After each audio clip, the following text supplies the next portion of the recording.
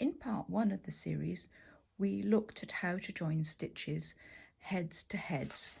So these two pieces of knitting have been knit in opposing directions. Now we're going to look at joining two pieces of knitting with the stitches going in the same direction.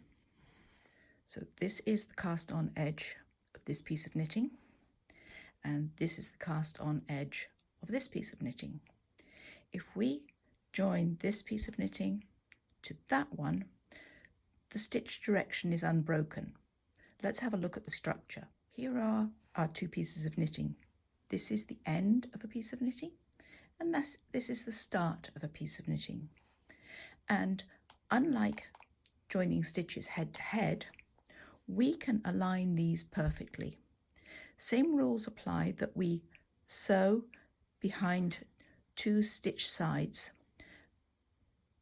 that want to be on the bottom side like the top of a uppercase A, and on the top side they come together like the base of an uppercase V.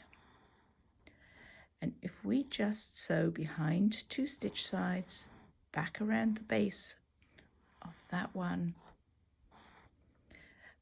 and we'll do this edge and back in there, this time we've got a perfect graft.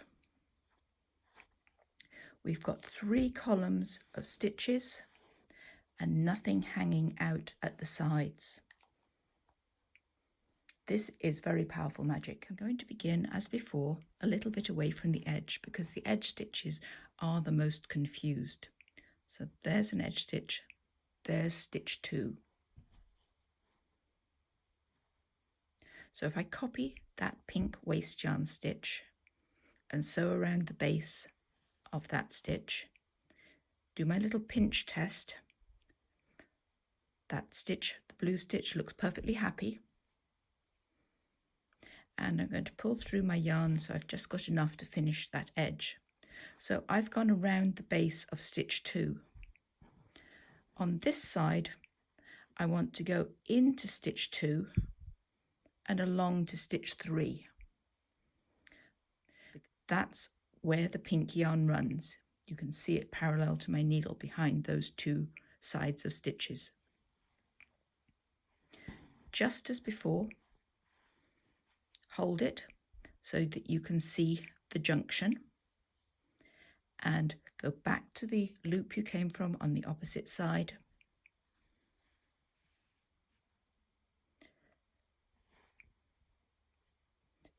Back to where you came from on this side and copy the next piece of pink yarn.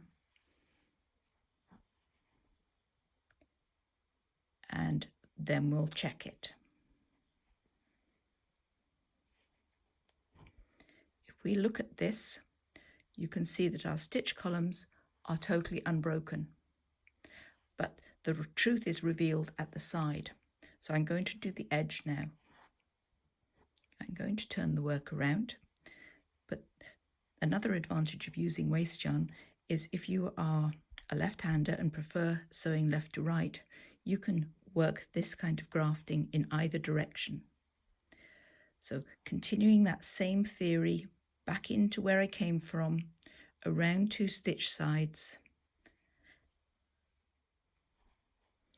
and on this edge I've just got one more place to go, and you can see the edge stitch is raggedy. That doesn't matter.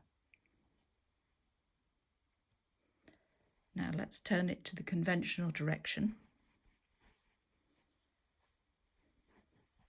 and I have lined up my edge column, so I've got nothing hanging out or sticking out on that edge. Now I'm going to resume stitching with this piece of yarn until we get to the other edge. Make sure you just go under 2 stitch sides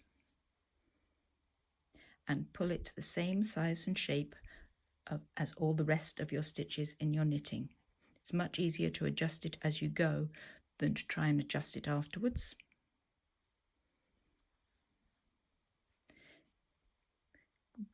Look closely to make sure you don't skip along 3 sides or 1, because that would put you out of step and in the wrong position.